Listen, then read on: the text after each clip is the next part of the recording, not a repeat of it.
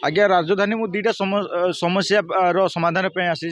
Cycle द्वारा आसी आज्ञा मो अंचल आज्ञा दुईटा बड़ बड़ समस्या अच्छी आज्ञा मुझे झारगुड़ा पंचायत जांबुआ आज्ञा मो घर जांबुआ आज्ञा मो गाँव नुह मोर आखपाख 5टा गाँव में नेटवर्क घोर अभाव आज्ञा से जियो हो बीएसएनएल हो एयरटेल हो कौन सी नेटवर्क ना जहाँफल कि लोक मैंने बहुत सारा हैरान होती जरूरीकालीन आम्बुलांस सेवा हो कि आमर दमकल सेवा हो तो फोन करने कि डकैया लोक मैंने गछ उपरू चले जाइए माने डाकू फोन करें कि 10-20 किलोमीटर दूर जा पहाड़ उपरू चले जाइए से फोन को डकई पारे तो एमती बहुत समस्यार सम्मुखीन होती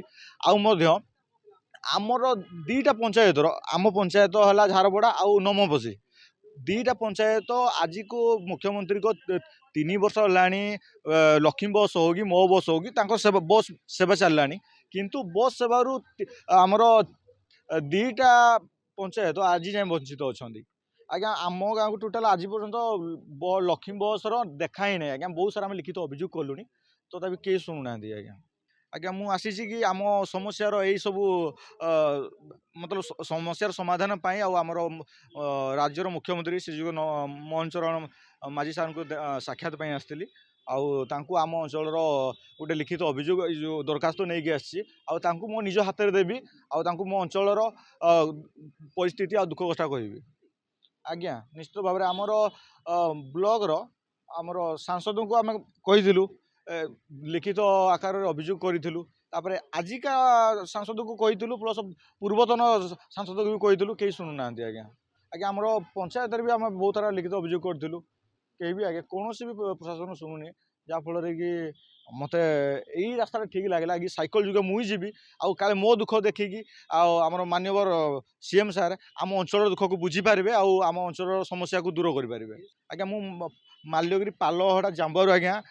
साइकल रे आउ विधानसभा जाए आसी आज्ञा आज्ञा मु विधानसभा पाखक प्रथमे जाइली सकाଳେ आज विधानसभा पाखक प्रथमे जाइली तो तापर सेठी मते आमर पुलिस भाई माने मते कहले कि धारणा देवा गोटे धारणा स्थल अच्छी आपन सेठी जातु तो तापर मु सेठी गली तापर सेठी बसली तापर हडू मते कहीं ठीक लगलानी मुझे काले प्रशासन शुणी पार न शुणी पार से बोले हाँ बासभवन को जाइली अलरेडी माने जो कौन लोक मान शुणी कौन कौन अभियोग प्रकोष्ठ को जाइली आउे गली से कहले कि यहाँ ओनली सोमवार को सोमवार हो तो से बोले मुझे आसी देखिया देखिया गवर्नर हाउस को जीवी ना सीएम सार घर मुहरे जाकि बसबी डीटीवी ओडिया देखिवा सब्सक्राइब करंतु एवं बेल आइकन को दबाई दियंतु।